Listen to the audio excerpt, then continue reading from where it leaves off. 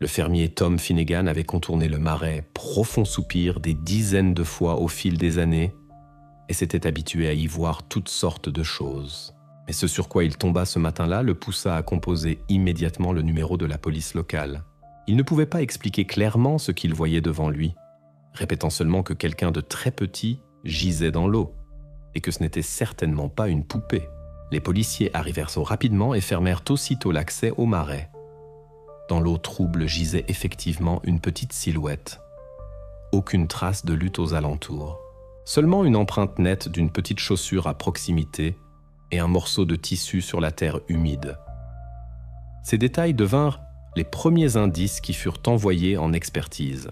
Pendant plusieurs heures, la police tenta de comprendre qui exactement avait été retrouvé, mais personne au village n'avait demandé d'aide.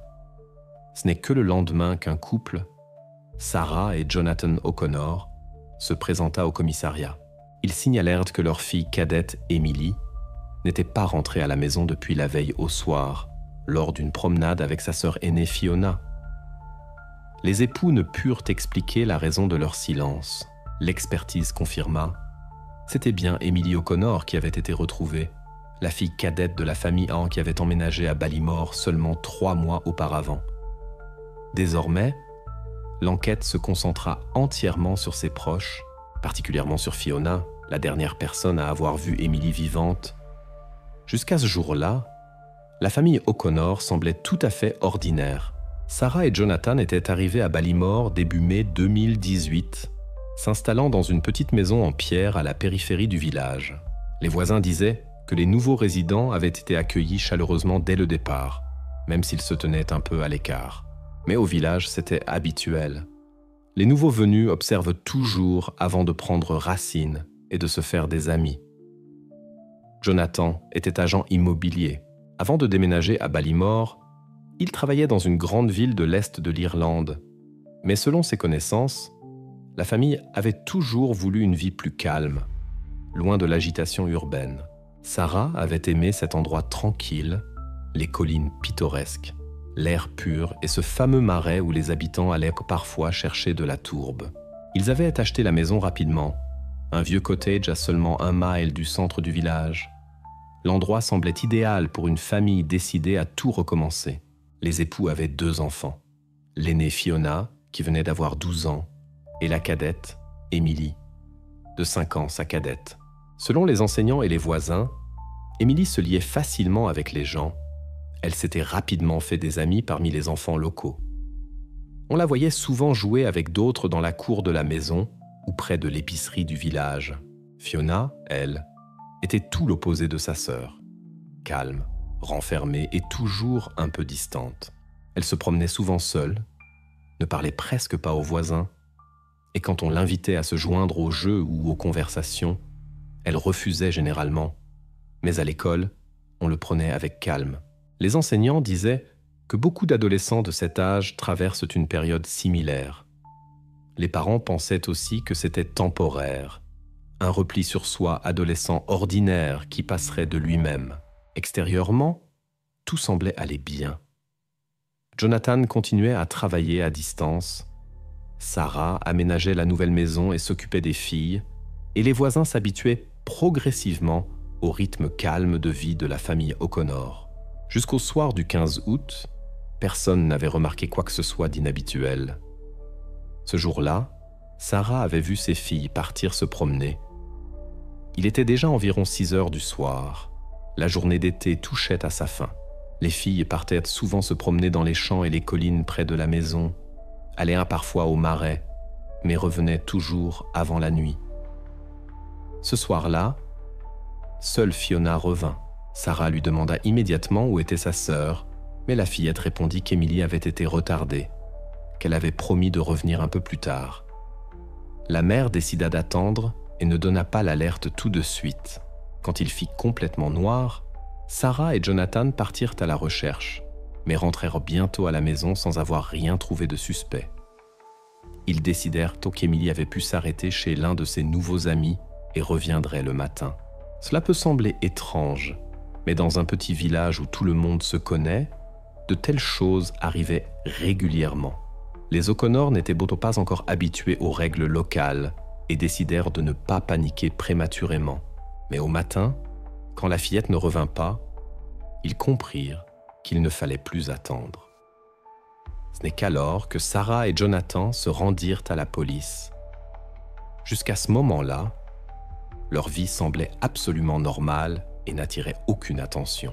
Aucun des voisins ne pouvait imaginer que dans une famille ordinaire, fraîchement arrivée dans un village tranquille, quelque chose d'aussi terrible avait pu se produire. Maintenant, la police devait examiner attentivement les événements de cette fameuse soirée. Quand Fiona était rentrée seule à la maison, Sarah l'avait d'abord pris pour une simple dispute enfantine. Les deux sœurs partaient souvent se promener le soir. Elles pouvaient parfois se disputer, puis se réconcilier. Mais cette fois-ci, quelque chose inquiéta la mère. Fiona se taisait, évitait le regard et essayait de monter rapidement dans sa chambre. Sarah l'arrêta, demanda où était Émilie, et la sœur aînée répondit calmement, presque sans émotion. « Elle s'est enfuie. Je ne l'ai pas trouvée. » La phrase avait sonné trop courte, trop égale, comme si Fiona ne la prononçait pas pour la première fois. Sarah essaya de la questionner plus en détail, mais sa fille répétait la même chose. Elle a simplement couru devant. Je n'ai pas pu la trouver. Puis elle monta silencieusement à l'étage, sans plus rien expliquer. Le père, Jonathan, rentra à la maison après la tombée de la nuit. Apprenant que la cadette n'était pas encore revenue, il partit à sa recherche lui-même. Il parcourut les sentiers les plus proches, appela plusieurs fois son nom, mais il n'y eut pas de réponse. De retour à la maison, il supposa qu'Émilie était peut-être restée pour la nuit chez une amie des maisons voisines. Les époux décidèrent d'attendre jusqu'au matin pour ne pas créer une panique prématurée dans le village. Pour les petits villages comme Ballymore, de telles situations où les enfants restaient chez des amis sans prévenir n'étaient pas si rares. Mais au matin, il devint clair que ce n'était pas du tout le cas. Personne parmi les voisins n'avait vu ni entendu Émilie depuis la veille au soir. Et ce n'est qu'alors que Sarah et Jonathan comprirent sans que la situation était bien plus grave qu'une simple espièglerie d'enfants. Lors de l'interrogatoire au commissariat, Fiona se comporta aussi calmement et également qu'à la maison. Les enquêteurs notèrent ses premières explications. « Nous sommes allés nous promener. Elle a couru devant. Je l'ai appelée, mais elle n'a pas répondu. J'ai attendu, puis je suis rentré à la maison. » À la question de savoir pourquoi elle n'avait pas tout raconté immédiatement à ses parents et n'avait pas demandé de l'aide, Fiona répondit brièvement « Je ne pensais pas que c'était important. » Les policiers furent alertés. Il semblait étrange qu'une fillette de 12 ans ne comprenne pas la gravité de la situation. Cependant, l'un des enseignants confirma que Fiona avait toujours été renfermée et réagissait souvent aux événements de manière assez froide, distante. Mais dans cette situation, où il s'agissait de sa propre sœur, cela paraissait tout différent. Plus tard, les parents se souvinrent d'un autre détail qui ne leur avait pas semblé important le premier soir. Les vêtements de Fiona étaient tachés de boue. Quand la mère demanda ce qui s'était passé, Fiona dit calmement que c'était glissant au marais, qu'elle avait glissé et était tombée. Sarah ne demanda pas plus de détails car cela semblait tout à fait logique. Le terrain marécageux était effectivement difficile à traverser. Quand la police commença à vérifier la chronologie de cette journée, il s'avéra qu'entre le départ des fillettes et le retour de Fiona, 45 minutes s'étaient écoulées. Fiona ne put décrire ce temps en détail, se limitant à la même phrase. « Elle a couru devant. J'ai attendu. Puis je suis rentrée à la maison. » 45 minutes qui auraient pu être décisives disparurent de son récit. Et cela souleva beaucoup de questions. Les voisins et les volontaires commencèrent immédiatement à ratisser les champs et sentiers les plus proches. Ils examinèrent le marais, où par endroits il y avait des zones très dangereuses, avec des trous profonds et un sol boueux. Beaucoup craignaient qu'une petite personne ait pu trébucher accidentellement, mais aucune trace ne fut découverte. Néanmoins, personne n'imaginait encore que quelque chose de grave pouvait se cacher derrière tout cela. Fiona, durant tout ce temps, se comportait de manière distante, presque indifférente. Quand des gens venaient chez les O'Connor pour aider aux recherches, Elle restait assise silencieusement sur les marches et regardait par terre. Pas de larmes, pas d'inquiétude. Même quand les policiers essayaient de lui parler, elle répondait calmement, comme s'il s'agissait de quelque chose de tout à fait ordinaire. Très vite, il devint clair que le seul témoin de ce qui s'était réellement passé le soir du 15 août était Fiona seule. Et maintenant, ces mots devenaient la partie centrale de l'enquête. Quand les résultats de l'examen préliminaire furent prêts, la conclusion semblait évidente. Un accident. Les tourbières locales étaient tristement célèbres pour leur sol traître, où même un adulte pouvait facilement trébucher. Mais l'un des criminologues attira l'attention sur un détail qu'il était impossible d'ignorer. Dans son rapport apparut une note sur une marque inhabituelle, qui ne correspondait pas au tableau typique de tels incidents. Sur le cou d'Emily fut découverte une trace nette et soignée. Elle semblait trop régulière, artificielle, comme si quelqu'un avait délibérément appliqué sur la peau un objet avec un fin bord métallique. Cela ne ressemblait pas à un bleu accidentel dû à une chute, ni à une égratignure ordinaire. L'empreinte avait des bords nets et réguliers, et était de forme parfaitement géométrique, ce qui excluait immédiatement le caractère accidentel de son apparition. Dans le rapport de l'expert était indiqué en détail que la forme de la trace ressemblait à un ornement ovale avec des lignes entrelacées, fermées en une figure unique. Les criminologues prirent plusieurs photos détaillées, fixèrent soigneusement les dimensions et prélevèrent des échantillons de microparticules à la surface de la peau. L'analyse de laboratoire montra que la trace contenait des particules microscopiques d'argent et des fragments de sol caractéristiques précisément de cette tourbière où la découverte avait été faite. La première hypothèse des enquêteurs fut que la marque avait pu être laissée par un bijou que portait Emily. Mais les parents écartèrent immédiatement cette version. Emily ne portait jamais rien de tel. Le seul bijou de la famille ressemblant par sa forme à cette empreinte était un vieux médaillon en argent appartenant à la fille aînée, Fiona.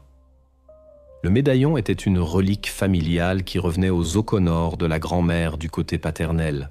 C'était un bijou avec un motif celtique complexe, unique et facilement reconnaissable.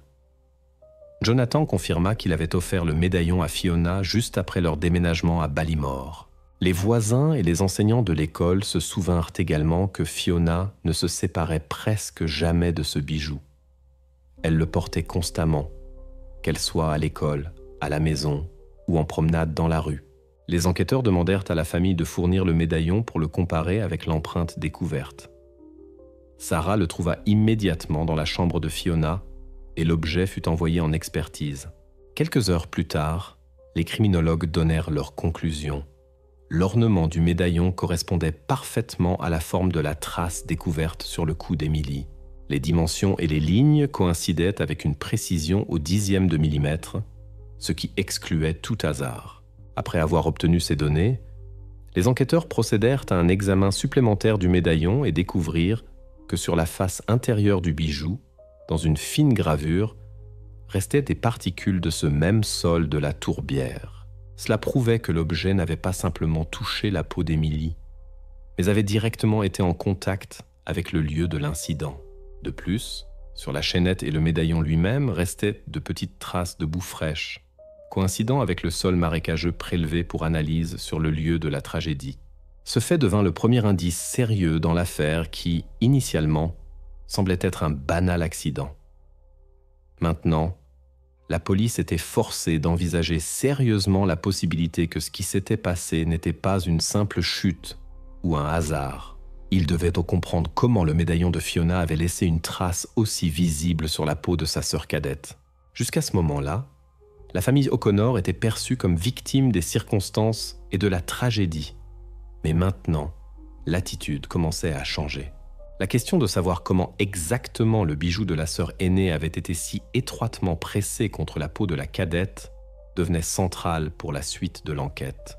C'était le premier indice concret, après lequel la police commença à étudier non pas les circonstances extérieures, mais ceux qui étaient là près d'Emily dans ces dernières minutes. Et maintenant, le principal objet d'attention devint Fiona, la seule personne dont les actions ce soir-là restaient incompréhensibles. Quand les criminologues transmirent la conclusion sur le médaillon, les enquêteurs convoquèrent les parents au commissariat. Sur la table furent reposées les photos de l'empreinte. À côté, le médaillon lui-même. Sarah O'Connor regarda les clichés et son visage pâlit immédiatement. Dans le procès-verbal fut noté brièvement « C'est une relique familiale. Fiona la portait. » Après ces mots, un silence s'installa dans la pièce. Pour les enquêteurs, ce fut la première connexion directe entre un indice et une personne vivante. Jusqu'alors, tout ressemblait à un accident tragique. Mais maintenant, au centre de l'attention se trouvait une figure concrète, la fille aînée de la famille. À partir de ce moment, l'affaire cessa d'être une question de marée, de météo et de coïncidences malheureuses. Fiona fut invitée au commissariat.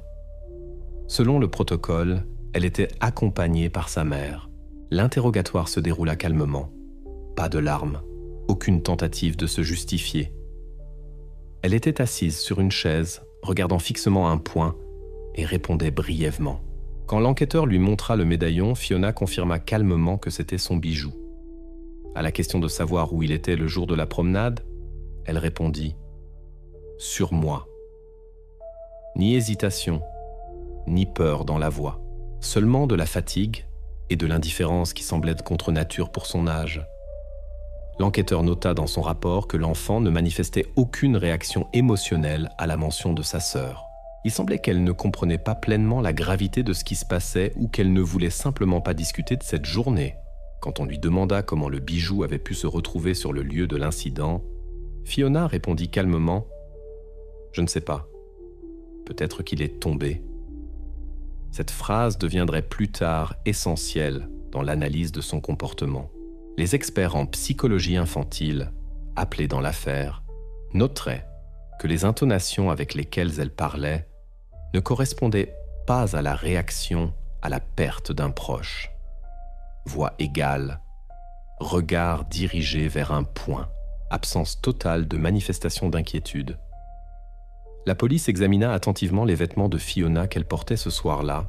Sur le bas, ils trouvèrent des traces de sol tourbeux et de petits fragments de végétation, identiques à ceux découverts sur le lieu de la tragédie. La boue était fraîche, avec une odeur caractéristique de marais. Cela confirma qu'elle se trouvait effectivement dans la zone du marais au moment de la disparition d'Emily. Plusieurs témoins parmi les voisins signalèrent qu'ils avaient vu les sœurs partir sur la route menant vers Profond Soupir. Personne n'avait remarqué que quelqu'un les suivait. Il n'y avait ni voitures étrangères, ni bruit, ni traces de présence de tierces personnes. Tout indiquait que ce soir-là, Fiona et Emily étaient là-bas, seules toutes les deux. Après avoir recoupé tous les témoignages et les résultats des expertises, Fiona obtint officiellement le statut de personne présentant un intérêt particulier pour l'enquête. Cela ne signifiait pas une accusation, mais faisait d'elle de facto l'objet principal de surveillance. L'enquêteur nota dans son rapport « Le comportement du sujet reste anormalement calme. La réaction émotionnelle aux questions sur la sœur est absente.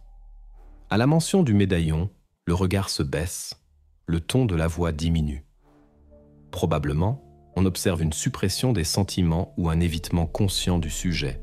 À partir de ce moment, dans la maison des O'Connor commença un silence dans lequel il était impossible de rester. Sarah essayait de ne pas rester seule avec sa fille, et Jonathan passait de plus en plus de temps hors de la maison, expliquant cela par un besoin de s'occuper des papiers. Fiona ne parlait presque pas, ne manifestait aucun intérêt pour ce qui se passait autour d'elle. Elle restait assise près de la fenêtre et regardait pendant des heures en direction des marais, comme si elle attendait que quelqu'un en surgisse. Maintenant, l'enquête avait définitivement changé de direction. La police cessa de considérer les circonstances extérieures et se concentra sur ce qui se passait à l'intérieur de la famille. Toute l'attention était rivée sur Fiona, sur son comportement, son silence et sur ce qui se cachait derrière ce calme. Après que Fiona eut obtenu le statut de personne présentant un intérêt pour l'enquête, les enquêteurs commencèrent à vérifier systématiquement tous les indices collectés sur le lieu de l'incident. Ils s'intéressaient non pas aux émotions, ni aux suppositions, mais à la science pure. Ce qui peut être mesuré, comparé et prouvé. Les experts procédèrent à une nouvelle analyse des vêtements, chaussures et effets personnels de Fiona. Le principal objet d'attention furent ses chaussures, celles-là même dans lesquelles elle avait, selon ses dires, marché avec sa sœur le jour de la disparition. Au laboratoire, les criminologues extrayèrent des microparticules de sol coincées dans la semelle. La composition du sol correspondait aux échantillons prélevés sur le lieu de découverte d'Émilie. Et elle correspondait pas simplement visuellement. Au microscope, on voyait une combinaison caractéristique de masse tourbeuse, de mousse et d'inclusion minérale, unique à la section du marais, profond soupir.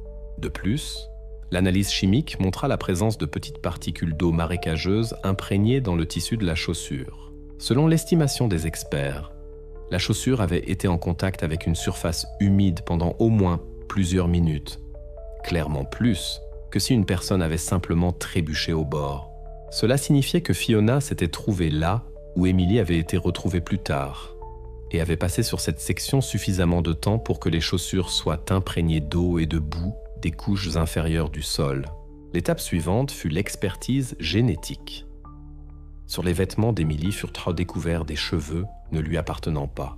L'un d'eux s'était retrouvé partiellement coincé dans la fibre du tissu, comme s'il y avait été pressé par pression ou frottement.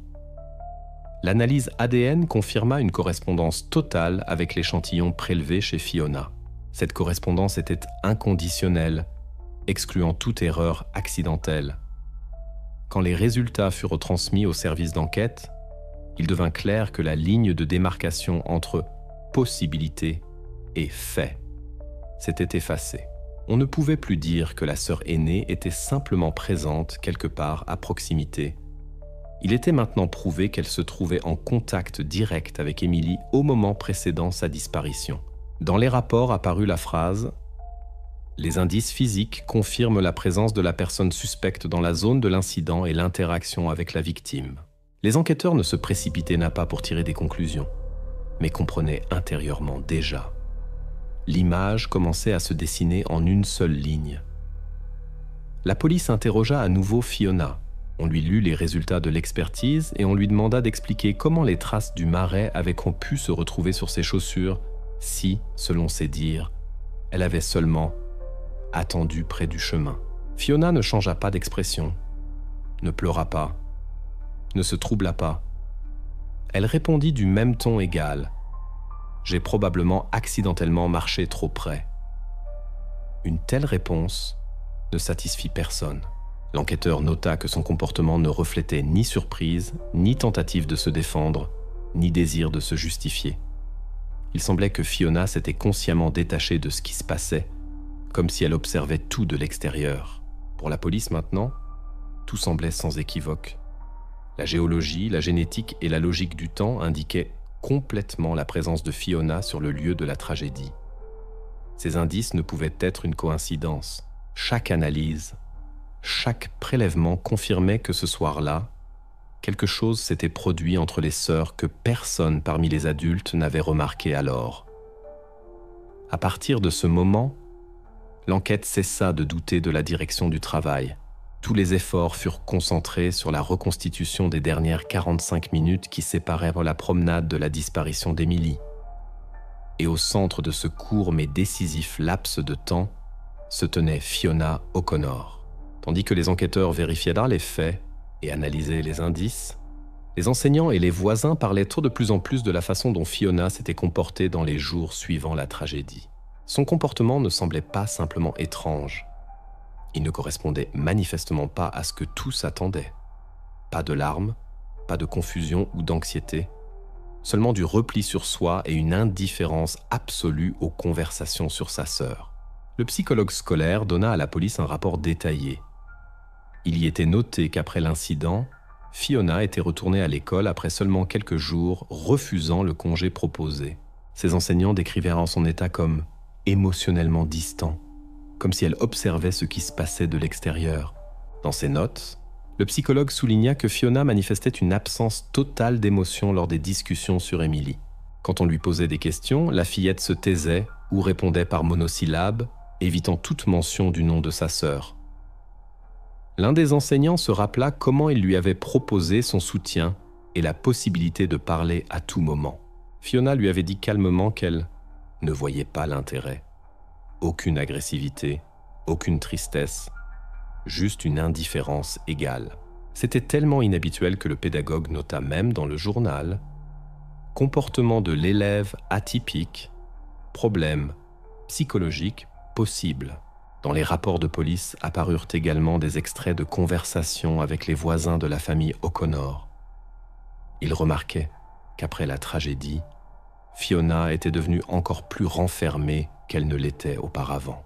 Elle évitait les contacts, ne répondait pas aux salutations et ne sortait de la maison que si c'était absolument nécessaire. L'un des voisins, qui était venu chez les O'Connor pour soutenir la famille, nota que la fillette ne réagissait en aucune façon aux paroles de compassion. Elle restait simplement assise à table et regardait par la fenêtre, comme si elle n'entendait rien autour d'elle. Il y avait encore un autre fait consigné dans les procès-verbaux de police. Quand les enquêteurs procédèrent à un examen supplémentaire de la maison, dans la chambre de Fiona, ils trouvèrent plusieurs de ses dessins. Les images ne contenaient pas de sens évident, mais étaient suffisamment troublantes. Des silhouettes de personnes sans visage, des lignes et symboles abstraits, un motif récurrent de paysages marécageux. Le psychologue, après avoir étudié ces dessins, indiqua que ce type de création reflète souvent une oppression intérieure et une tension émotionnelle. Dans les rapports apparut la conclusion du psychologue sur la personnalité de Fiona, où il était question de signes d'aliénation émotionnelle et d'isolement social. Il notait que cela ne prouvait pas sa participation à la tragédie, mais témoignait clairement de difficultés psychologiques profondes. La famille ne commenta pas cette conclusion, bien qu'il fût évident que les parents souffraient beaucoup du comportement de leur fille aînée. Sarah tenta à plusieurs reprises de lui parler, demandant ce qu'elle ressentait. Mais à chaque fois, Fiona répondait brièvement « Tout va bien ». Finalement, Sarah cessa d'essayer. Le silence qui régnait dans la maison lui devint insupportable. Le comportement de Fiona ne prouvait pas sa culpabilité. Mais les enquêteurs reçurent une confirmation importante. Les particularités psychologiques de la sœur aînée pouvaient être un facteur clé dans ce qui s'était passé.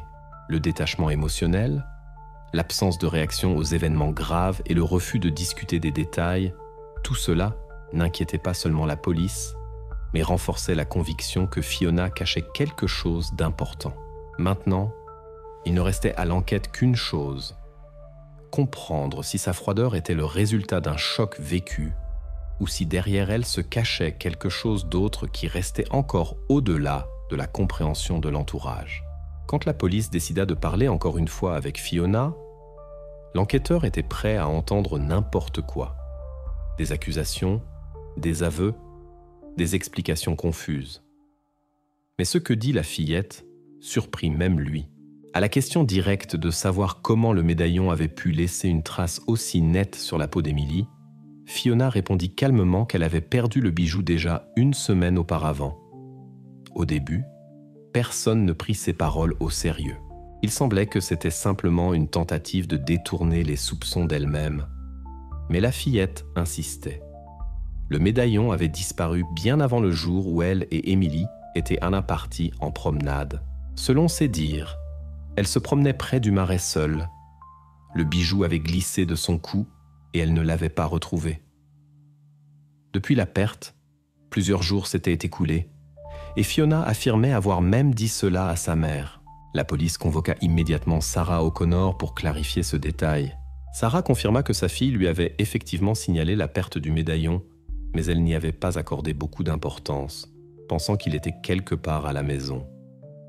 Cette information changea l'ambiance au commissariat. Maintenant, la police devait s'assurer que c'était vrai ou non. Les enquêteurs décidèrent de procéder à une nouvelle perquisition minutieuse dans la maison des O'Connor. Les policiers examinèrent la chambre de Fiona, le salon, le grenier, les caves, le terrain autour de la maison. La perquisition dura plusieurs heures. Toutes les affaires furent examinées, les étagères, tiroirs, armoires vérifiées. Mais malgré tous leurs efforts, le médaillon ne se trouvait nulle part. L'enquête se retrouvait à nouveau dans une impasse. Si Fiona disait la vérité et que le bijou s'était vraiment perdu plus tôt, comment alors expliquer la trace parfaite sur le cou d'Emily, correspondant à la forme de ce bijou? Qui et comment aurait pu utiliser le médaillon si Fiona elle-même ne le portait plus? Pour confirmer les paroles de la fillette, la police parla avec les voisins et ses amis d'école, mais personne ne put se souvenir que Fiona avait cherché le bijou, ou même simplement mentionné sa perte. Les enseignants de l'école confirmèrent que la fillette venait à l'école sans médaillon ces derniers jours, alors qu'auparavant, elle le portait constamment. Mais encore une fois, cela ne pouvait être une confirmation sans équivoque qu'elle l'avait perdu précisément là et alors, comme elle l'affirmait. Ils vérifièrent également le territoire autour du marais, profond soupir, volontaires, criminologues et chiens examinèrent attentivement chaque mètre de sol. Ils cherchèrent sous les arbres, dans l'herbe, dans la boue. Mais là non plus, le bijou ne fut pas découvert. La situation devenait de plus en plus embrouillée. L'enquêteur fixa dans son rapport que le médaillon qui constituait l'indice central était physiquement absent. Le fait de son absence plaçait l'enquête face à deux variantes également inconfortables. Soit Fiona mentait consciemment sur le moment de la perte du bijou, essayant d'embrouiller l'enquête, soit quelqu'un d'autre l'avait trouvé et récupéré du marais, l'utilisant le jour où la tragédie s'était produite. Les experts criminologues notèrent séparément que la trace sur le cou d'Emily était très fraîche et nette, ce qui excluait pratiquement un long séjour du médaillon dans la boue ou dans l'eau avant l'incident. Il s'avérait que le bijou devait être apparu là, littéralement le soir même où les fillettes étaient parties en promenade. Ainsi, la contradiction devint l'énigme centrale de l'enquête. D'un côté, les déclarations de Fiona étaient claires, logiques, et le médaillon n'avait effectivement été trouvé nulle part. De l'autre côté, les expertises disaient tout autre chose. Quelqu'un ne disait manifestement pas toute la vérité, et c'est sur cette contradiction que les enquêteurs se concentrèrent par la suite. Après que le médaillon n'ait pu être retrouvé, l'enquête se tourna à nouveau vers le seul indice qui restait irréfutable, l'empreinte elle-même. Cette fois-ci, il fut décidé de faire appel à un expert criminologue spécialisé dans les contacts physiques et les traces de pression. C'est sa conclusion qui devait définitivement confirmer ou infirmer la version d'un contact accidentel. L'expert étudia soigneusement tous les clichés et mesures. Il décrivit en détail la forme, les contours et la profondeur de l'empreinte, indiquant que la netteté et l'uniformité du dessin parlaient d'une pression directe et forte. Dans le rapport, le spécialiste nota que des traces d'une telle forme et profondeur ne restent jamais lors d'un contact accidentel avec des bijoux ou des articles vestimentaires. Pour l'apparition d'une telle empreinte, l'objet devait avoir été fortement pressé et maintenu sur la peau pendant au moins plusieurs secondes. Dans le document apparu du concret, selon les estimations du criminologue, la force de pression nécessaire pour une telle empreinte était comparable à une pression consciente de la main d'un adulte. Il souligna qu'un léger contact ou une chute accidentelle du bijou n'aurait pas pu laisser une trace aussi profonde et nette. Dans le rapport était noté séparément que l'uniformité de la pression sur toute la surface de l'empreinte indiquait un contact intentionnel, lors duquel l'objet était maintenu immobile, sans déplacement. De plus, l'expert put préciser le moment où exactement cette trace avait pu se former. L'étude des tissus mous et des réactions de la peau à la pression montra que l'empreinte s'était formée précisément au moment de la tragédie.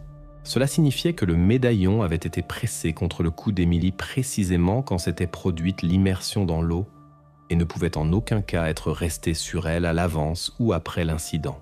Cette information fut un véritable tournant pour l'enquête. Maintenant, la version selon laquelle le bijou aurait pu accidentellement tomber et laisser une trace perdait définitivement son sens. L'enquête reçut pour la première fois une preuve concrète que ce qui s'était passé avait le caractère d'une action physique préméditée. La police invita à nouveau Fiona avec sa mère pour un entretien. Cette fois, les enquêteurs lurent la conclusion du criminologue intégralement, voulant voir la réaction de la fillette aux nouveaux détails. Mais Fiona resta à nouveau complètement calme. Elle écouta tout attentivement et répéta simplement qu'elle ne savait pas comment cela avait pu se produire. Sarah semblait désemparée et ne comprenait pas ce qu'elle devait penser de ce qui se passait. Pour elle, les mots de l'expert sonnaient presque comme une accusation contre sa fille aînée, et elle cachait difficilement son trouble. Pendant ce temps, les enquêteurs interrogèrent à nouveau les voisins et connaissances, essayant de découvrir si quelqu'un d'autre aurait pu avoir accès aux bijoux. Cependant, aucun d'entre eux ne put se souvenir de cas où quelqu'un s'était intéressé à la relique familiale ou l'avait simplement prise en main. Le médaillon était toujours au cou de Fiona. On ne le prêtait pas. On ne le montrait à aucune personne extérieure. La conclusion du criminologue força les enquêteurs à exclure complètement la version de l'accident. Il devint maintenant clair qu'au moment de la tragédie, le médaillon avait été intentionnellement pressé contre le cou d'Emily. Et quelqu'un le tenait manifestement dans ses mains, exerçant une force considérable. L'accident disparut de la liste des versions, et toute l'attention de la police était maintenant dirigée exclusivement vers les personnes qui se trouvaient près d'Emily ce soir-là. L'enquête était presque arrivée à une conclusion évidente quand soudain apparut une nouvelle information qui changeait complètement le tableau. La vérification financière de la famille O'Connor, menée par la police, révéla quelque chose qui, à première vue, était complètement incompréhensible. Dans les relevés bancaires de Jonathan O'Connor furent découverts d'importants virements d'argent régulièrement envoyés à un fermier local nommé Patrick Murphy. De plus, les sommes étaient suffisamment importantes et ne correspondaient absolument pas aux dépenses domestiques ou ménagères habituelles. Quand les enquêteurs voulurent en parler avec Murphy, il s'avéra que celui-ci avait littéralement disparu. Les voisins signalèrent qu'il avait quitté précipitamment sa ferme tôt le matin du 16 août, le même jour où la terrible découverte avait été faite au Marais.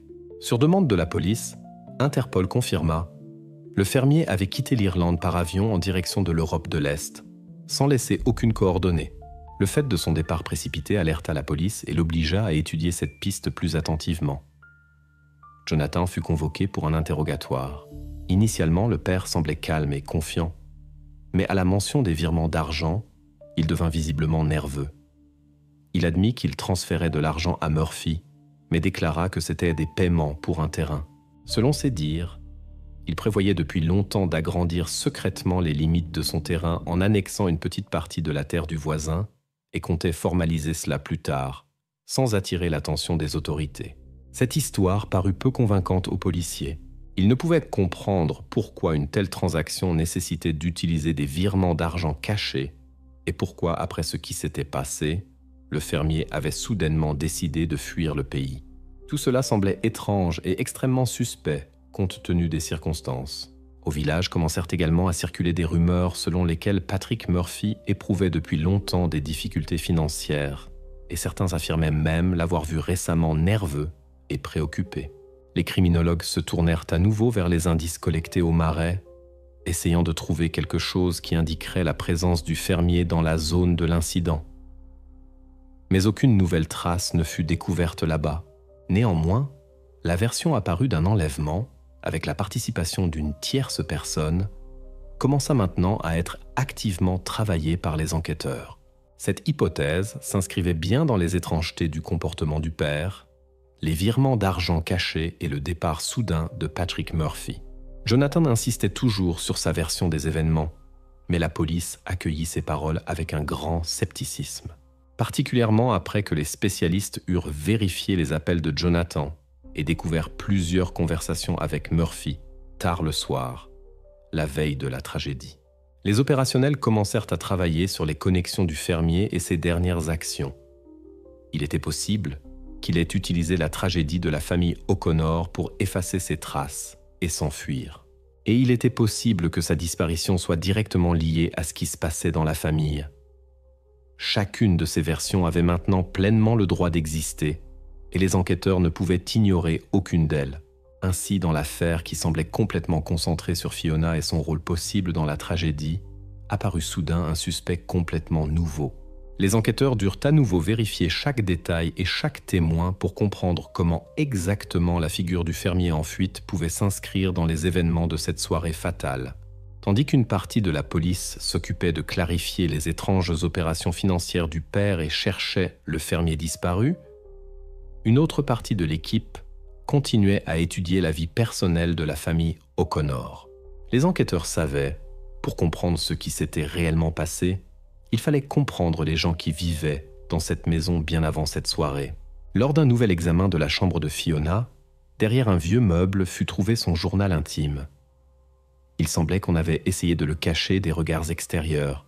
Les pages du journal donnèrent à l'enquête la possibilité de voir pour la première fois ce que pensait et ressentait Fiona bien avant la tragédie. Les entrées étaient dans ces fêtes calmement, mais chacune d'elles montrait à quel point Fiona vivait profondément des problèmes intérieurs, particulièrement liés à Emily. Elle se comparait constamment à sa sœur cadette et écrivait à plusieurs reprises qu'elle se sentait invisible pour ses parents. Dans l'une des entrées, faite avant le déménagement à Ballymore, la fillette avait écrit « Quand maman sourit à Emily, j'ai l'impression que je n'existe tout simplement pas à côté. Parfois je pense qu'elle l'aime plus parce qu'elle est correcte et gentille et que moi je fais toujours quelque chose de mal. » De telles notes se répétaient régulièrement et avec le temps devinrent plus émotionnelles. Les experts psychologues notèrent que la fillette pouvait éprouver de sérieux problèmes d'estime de soi et ressentir une profonde jalousie envers sa sœur, ce qui à son âge pouvait être perçu de manière particulièrement douloureuse. Les enquêteurs décidèrent de parler encore une fois avec Sarah, la mère des fillettes, essayant de comprendre dans quelle mesure les parents étaient au courant des tourments intérieurs de leur fille aînée. Sarah admit à contre-cœur qu'elle remarquait comment Fiona devenait parfois renfermée et irritée après une communication avec sa sœur. Elle se souvint comment une fois, lors d'une fête familiale, quand Emily avait reçu un autre cadeau, Fiona avait quitté la pièce brusquement et presque ostensiblement, claquant la porte. Plus tard, elle avait dit à sa mère « Je ne serai jamais comme Emily, et vous vous en fichez tous. » Sarah expliqua qu'à ce moment-là, elle avait pensé que c'était juste une exagération adolescente qui passerait d'elle-même. Elle ne supposait pas à quel point les sentiments de sa fille aînée étaient sérieux. Elle confirma également que Fiona partageait rarement ses préoccupations ouvertement, préférant se taire et tout garder à l'intérieur. Ses souvenirs de la mère coïncidaient avec les conclusions du psychologue scolaire, qui avait déjà attiré l'attention sur le repli sur soi de la fillette et sa tendance à refouler ses émotions. La police commença à assembler les pièces séparées du puzzle, essayant de voir une image plus large des relations au sein de la famille. Les entrées dans le journal ne disaient assez pas directement que Fiona prévoyait quelque chose de mal. Elles reflétèrent simplement son monde intérieur, plein d'émotions refoulées et d'incompréhension. Il devint clair pour les enquêteurs que les relations entre les sœurs n'étaient pas aussi simples et idylliques qu'elles semblaient de l'extérieur. Chaque nouveau fait, chaque nouvelle entrée ajoutait des détails au portrait d'une fillette que personne ne comprenait vraiment et peut-être même n'essayait pas de comprendre. Il restait aux enquêteurs à découvrir si ces problèmes intérieurs avaient pu devenir la cause de quelque chose de plus grave. Maintenant, il devait étudier encore plus profondément les circonstances de la vie de la famille O'Connor pour comprendre comment exactement tous ces petits conflits à peine visibles avaient influencé les événements de cette journée. Les enquêteurs décidèrent de mener 2 interrogatoires en parallèle. Dans la première salle se trouvait Jonathan O'Connor, le père de famille. Dans la seconde, sa fille aînée, Fiona. Tous deux semblaient tendus, bien que chacun essayait à sa manière de cacher son trouble.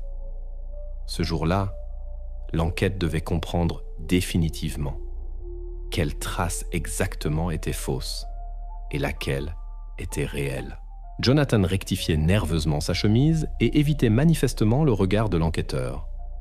Quand il fut question des virements d'argent et de ses relations avec le fermier Patrick Murphy, il commença immédiatement à se justifier. L'homme admit qu'il avait effectivement essayé d'agrandir secrètement le terrain sans en informer les autorités locales. L'argent, selon ses dires, était transféré pour une petite partie du territoire adjacent au marais, où il prévoyait de construire une construction supplémentaire. Jonathan parlait de manière hésitante, s'arrêtait souvent, comme s'il réfléchissait à chaque mot, mais assurait avec insistance qu'il n'avait pas d'autre motif pour communiquer avec le fermier. Au même moment, dans la salle voisine, l'enquêteur posait calmement à Fiona les mêmes questions. Ses réponses, au contraire, changeaient littéralement toutes les quelques minutes. D'abord, la fillette affirmait qu'elle se promenait avec Emily et l'avait simplement perdue de vue. Puis elle dit soudain que sa sœur s'était enfuie et qu'elle avait décidé de rentrer seule à la maison. Ensuite, elle revint à la version initiale, mais ajouta des détails qu'elle n'avait pas mentionnés auparavant. L'enquêteur notait attentivement chaque mot, donnant à Fiona la possibilité de s'exprimer complètement. Entre les deux salles, les policiers circulaient constamment, comparant les déclarations. Plus ils parlaient avec Jonathan, plus il devenait clair que le fermier n'était rien de plus qu'une coïncidence. Jonathan décrivit en détail comment, longtemps et secrètement, il avait négocié avec Murphy, craignant les amendes et les ennuis avec l'administration locale. Dans son récit, il n'y avait rien qui reliait ses opérations financières à la disparition d'Emily. Les enquêteurs savaient déjà d'Interpol que le fermier Murphy avait fui précisément à cause de dettes accumulées et de problèmes avec la loi, et ce départ s'avéra n'avoir aucun lien avec les événements survenus dans la famille O'Connor. Au même moment, l'interrogatoire de Fiona devenait de plus en plus tendu. L'enquêteur remarqua comment la fillette commença à s'énerver quand on lui rappela l'expertise et la trace du médaillon. En changeant encore une fois ses déclarations, Fiona déclara maintenant qu'elle n'avait pas simplement perdu le médaillon, mais qu'Emily elle-même avait demandé à l'essayer et ne l'avait pas rendu. À la question de clarification de savoir pourquoi elle n'avait pas dit cela plus tôt, la fillette se tut et détourna le regard. Pendant ce temps, Jonathan ferma définitivement la question du fermier. Les documents bancaires présentés, les confirmations d'achat-vente et même les témoignages de l'avocat qui avait aidé pour la formalisation de la transaction confirmèrent complètement ses paroles. La police reconnut officiellement la piste du fermier comme fausse. Jonathan fut autorisé à partir, bien que sa réputation fût fortement ternie. Il quitta le commissariat la tête baissée, comprenant manifestement que maintenant tous les soupçons reviendraient à sa famille. Pendant ce temps, Fiona, sentant la pression s'intensifier sur elle, commença à s'embrouiller encore plus. La fillette cessa de répondre clairement, sa voix tremblait et ses mots devenaient incohérents. Elle évitait obstinément le contact visuel et revint à nouveau à la première version, essayant de convaincre l'enquêteur qu'elle ne savait rien et n'avait rien vu. À la fin de la journée, l'enquête rendit une importante conclusion intermédiaire. Les déclarations de Fiona furent officiellement reconnues comme non crédibles en raison des nombreuses contradictions et changements de détails. Cette nouvelle fut un autre coup dur pour la famille O'Connor, qui avait déjà perdu presque toute la confiance de l'entourage. Maintenant, la police se concentrait exclusivement sur Fiona, excluant complètement la possibilité de participation de tierces personnes. À chaque heure, le cercle se resserrait de plus en plus, et la fillette se retrouva au centre de cette histoire dramatique seule, sans soutien, entourée de toutes parts de questions auxquelles elle n'avait pas de réponse claire. Après une série d'interrogatoires épuisants et de vérifications interminables, les enquêteurs décidèrent d'examiner encore une fois attentivement le chemin par lequel les sœurs revenaient habituellement de promenade à la maison. Les policiers avaient déjà parcouru ce sentier plusieurs fois, mais cette fois, ils marchèrent intentionnellement plus lentement et plus attentivement, examinant chaque détail. C'est alors que l'un des agents remarqua un faible éclat métallique dans un petit fossé d'écoulement, littéralement à quelques pas du sentier. Il s'approcha prudemment et découvrit que dans la boue, légèrement recouvert de feuillage et de petits détritus, gisait le médaillon que toute l'équipe d'enquêteurs cherchait depuis si longtemps. Le lieu de découverte attira immédiatement l'attention de la police. Il se situait exactement sur le chemin du Marais, profond soupir à la maison des O'Connor, ce qui ne signifiait qu'une chose. L'objet ne s'était pas simplement perdu. Il avait été jeté intentionnellement. S'il était tombé accidentellement pendant la promenade, il n'aurait guère pu se retrouver si loin du lieu de l'incident lui-même. Les criminologues fixèrent l'emplacement de la découverte et saisirent soigneusement l'objet pour des recherches ultérieures. Au laboratoire, le médaillon passa une expertise minutieuse. Malgré un long séjour dans la boue et l'eau, le bijou s'avéra suffisamment bien conservé, particulièrement le fermoir, sur lequel les experts purent découvrir des empreintes digitales nettes. Quand ils les comparèrent à la base de données obtenue précédemment, il devint absolument clair. Les empreintes appartenaient à Fiona. Cette découverte détruisait complètement toutes les versions précédentes de la fillette sur la perte du médaillon bien avant ce qui s'était passé. Il devint maintenant évident que le bijou était dans ses mains ce soir-là même et s'était retrouvé dans le fossé déjà après ce qui s'était produit au marais. Il ne restait aucun doute sur la fiabilité des résultats de l'expertise. Ce n'était pas simplement une coïncidence, mais une confirmation irréfutable que Fiona s'était consciemment débarrassée de l'objet après que celui-ci eut laissé une trace sur le cou de sa sœur. Les enquêteurs convoquèrent à nouveau Sarah et Jonathan pour leur annoncer cette nouvelle personnellement. Sarah resta assise, figée. Son regard errait, comme si elle ne pouvait croire ce qu'elle entendait. Jonathan baissa simplement la tête en silence. Les époux réalisèrent qu'ils ne pourraient là plus nier l'évidence. Leur fille aînée ne cachait pas seulement la vérité, mais avait intentionnellement essayé d'induire tout le monde en erreur en se débarrassant de l'indice principal. Parallèlement à cet événement, les enquêteurs menèrent une autre conversation avec Fiona. Quand on lui annonça que le médaillon avait été retrouvé, la fillette devint visiblement nerveuse pour la première fois de tous les interrogatoires.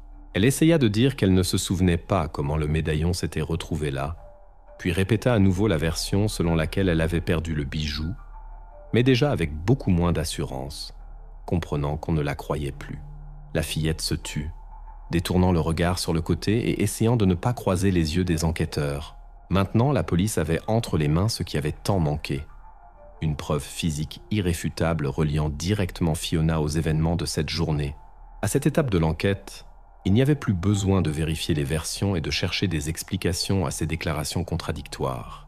Le médaillon trouvé sur le chemin du retour confirmait clairement sa présence sur le lieu de la tragédie et sa tentative consciente de cacher son rôle dans ce qui s'était passé.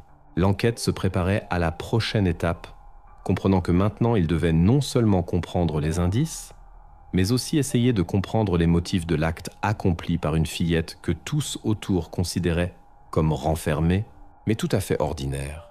Lors de l'interrogatoire suivant, l'enquêteur présenta à Fiona le médaillon retrouvé.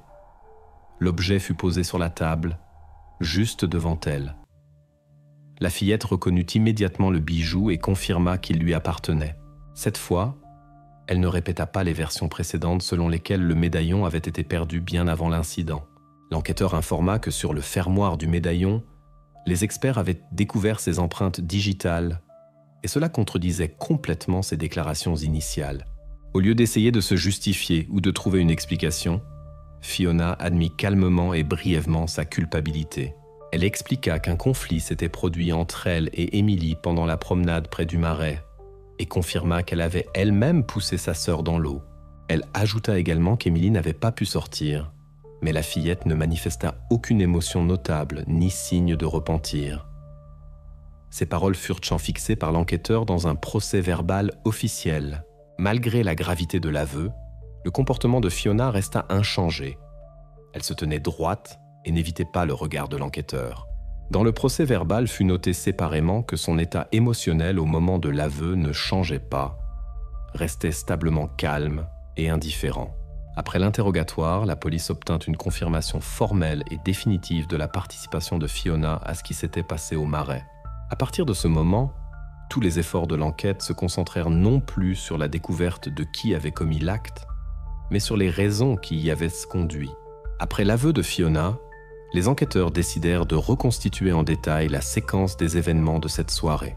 Avec l'aide des données obtenues des criminologues et de Fiona elle-même, fut établie une chronologie claire et complète de l'incident au marais.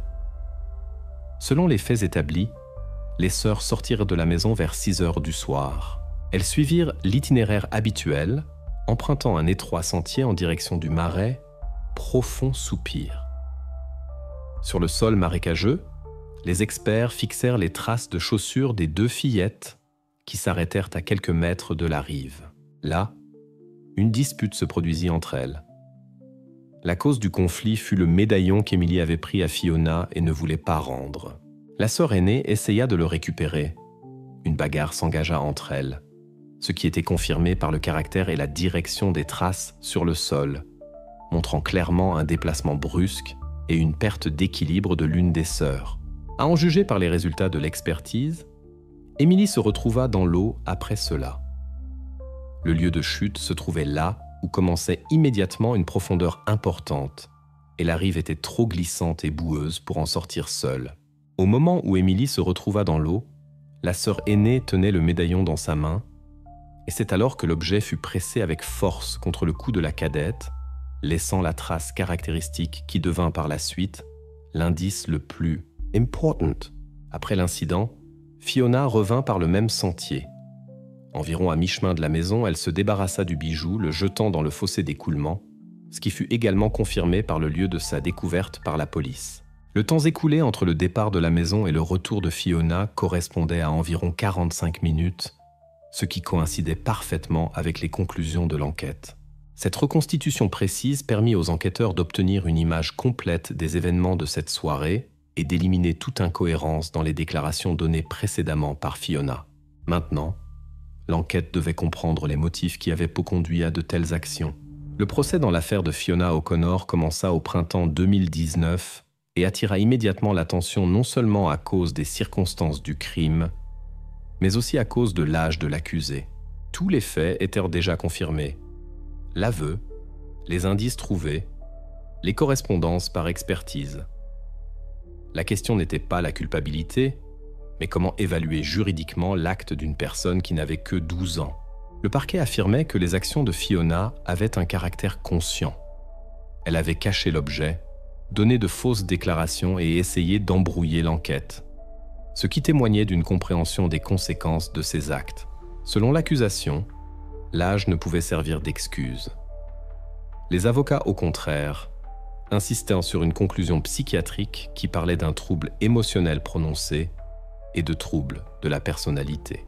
Les experts décrivirent Fiona comme renfermée, faiblement capable d'empathie, sujette à des sautes d'humeur brusques et à l'auto-isolement. Dans le rapport était indiqué qu'au moment du conflit, elle avait agi impulsivement, sous l'influence d'une forte tension intérieure et d'une jalousie accumulée envers sa sœur. Le tribunal examina toutes les conclusions et écouta les témoignages des parents, des enseignants et des spécialistes. Finalement, en avril 2019, le verdict fut lu. Fiona O'Connor fut reconnue coupable. Le tribunal décida de ne pas lui appliquer les mesures de punition standards et de l'envoyer dans un établissement fermé spécialisé pour mineurs jusqu'à sa majorité, où elle devait se trouver sous l'observation constante de médecins et de psychologues. Cette décision clôtura formellement l'enquête, mais ne leva pas la question de ce qui avait conduit à la tragédie au sein de la famille. Quand le procès fut terminé et que la presse se tourna progressivement vers d'autres événements, pour la famille O'Connor commença une toute nouvelle étape de vie. Malgré la clôture formelle de l'affaire, pour ceux qui restaient, les conséquences de ce qui s'était passé ne faisaient que commencer à se manifester. Quelques mois après le procès, il devint connu que les parents avaient pris la décision de divorcer. Sarah et Jonathan ne pouvaient plus se trouver dans un même espace, leur rappelant constamment ce qui s'était passé.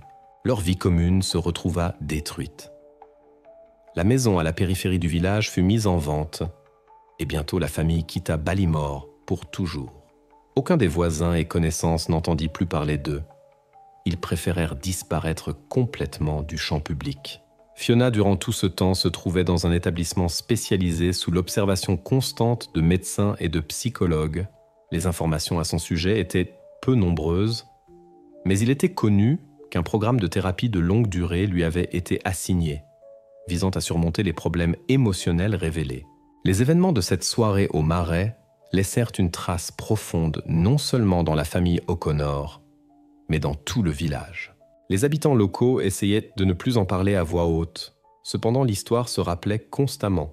Certaines familles interdirent à leurs enfants de jouer près du Marais, et l'endroit acquit une réputation encore plus mauvaise qu'auparavant. Officiellement, l'affaire fut close, mais les conséquences pour chacun des participants de cette histoire restèrent à jamais. Le tribunal et la sentence mirent un point juridique. Cependant, ni les parents, ni Fiona elle-même ne purent revenir à une vie normale. Leur famille n'existait plus, tout comme n'existait plus la possibilité de réparer quoi que ce soit. Ballymore redevint un endroit tranquille, mais déjà plus comme il l'était auparavant.